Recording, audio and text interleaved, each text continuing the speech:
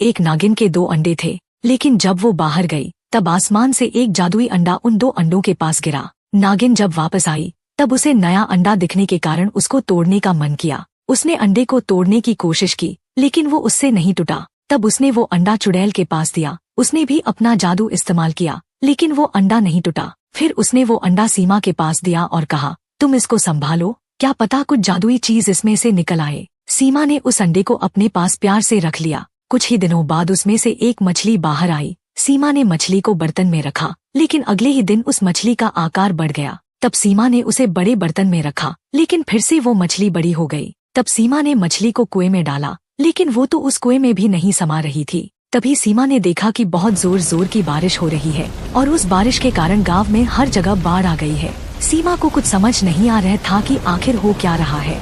तब सीमा किसी तरह से बाढ़ से निकलकर पहाड़ी वाले बाबा के पास चली गई और उसके साथ जो हुआ था सब बाबाजी को बता दिया। तब बाबाजी ने ध्यान लगाया और उन्हें दिखा कि धरती के ऊपर जलपरी का एक लोक है, जहाँ सब जलपरियों की रानी रहती है। उसके भी 3 अंडे थे। एक दिन एक तांत्रिक चुपके से वहाँ आया और तीनों अंडों को उठा कर ले गया, लेकिन रास्ते में ही वह एक पत्थर से टकरा कर गिर गया, जिसके वजह से एक अंडा धरती पर आ गिरा। तांत्रिक जल्दी से बाकी 2 अंडों को अपने गुफा में ले गया। वो गुफा कहाँ थी ये किसी को भी नहीं पता था। जब रानी जलपरी को ये बात पता चली तब उसने गुस्से में आकर धरती पर जोरदार बारिश शुरू कर दी। बाबाजी ने ध्यान से बाहर आकर सीमा से कहा, हमें उस तांत्रिक को ढूंढ कर रानी जलपरी को उसके अंडे वापस देने होंगे, तभी उसका गुस्सा शांत होगा। तब तांत्रिक को ढूंढते हुए उन्हें एक पेड़ के नीचे फंसी हुई गंजी चुड़ैल दिखाई दी। गंजी चुड़ैल को पेड़ के नीचे फंसा हुआ देख बाबाजी ने उससे पूछा कि तुम यहाँ कैसे फंस गई।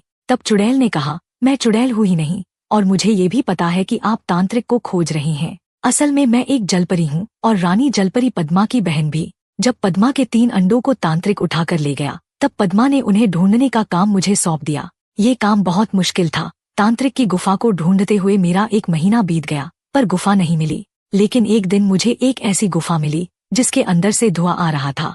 वहां जाने पर मुझे तांत्रिक की आवाज सुनाई दी, बस 1 महीना और फिर मुझे सारी शैतानी शक्तियां मिल जाएंगी।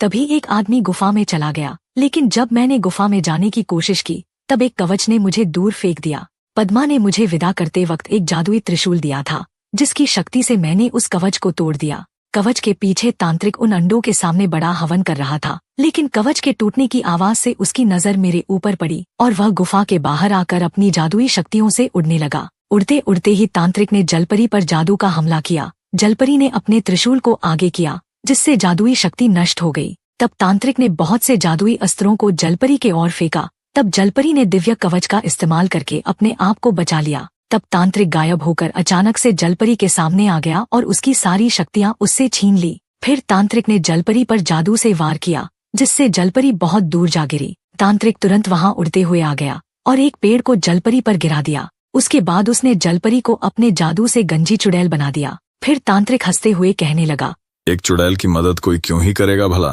और वहां से चला गया। ये सारी बात चुड़ैल बनी जलपरी ने बाबाजी को बता दी। तब बाबाजी ने जादू से पेड़ को वहां से हटा दिया और कहा, हमें उस तांत्रिक की गुफा तक ले चलो। चुड़ैल बाबाजी और सीमा को तांत्रिक के गुफा के पास ले आई। आगे देखने के लिए पार्ट 2 कमेंट करें।